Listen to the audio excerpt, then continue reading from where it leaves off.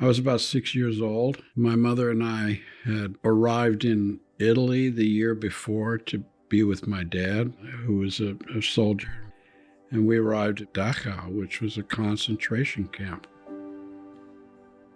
I remember standing on my tiptoes, looking in the oven, and I could smell, the war had been over for over a year.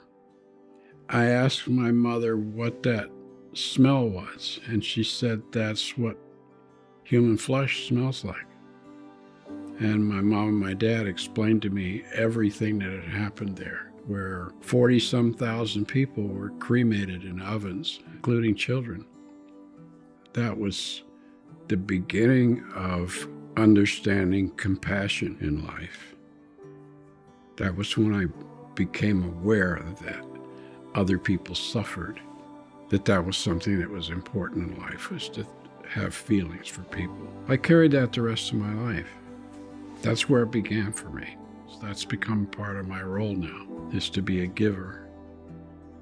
My wife, she suffered from a disease called obsessive compulsive disorder. When she died, I was devastated. I heard about Nami and that they had a support group for people who had lost a loved one to suicide. And so I attended it, and it was extremely helpful.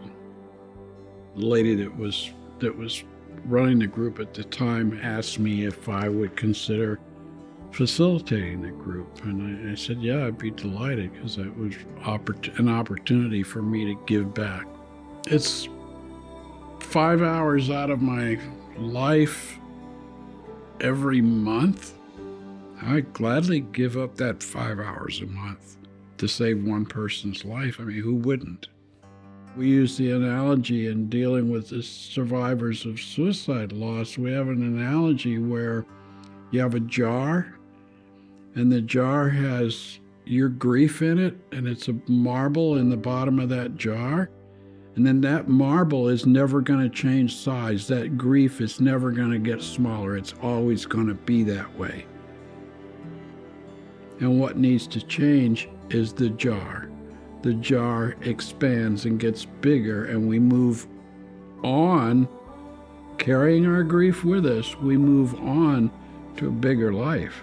That's one of the challenges in dealing with people who've lost a loved one to suicide, is they have this idea that, I want to go back to the way my life was, when in fact their life was never going to be the way life was. Yeah, suddenly and tragically their lives have changed, but it was always going to change.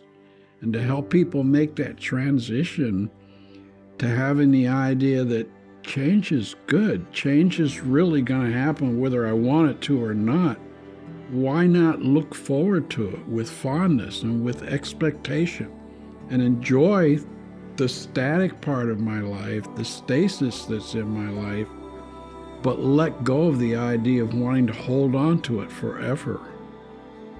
Change is power, and being able to deal with change is power.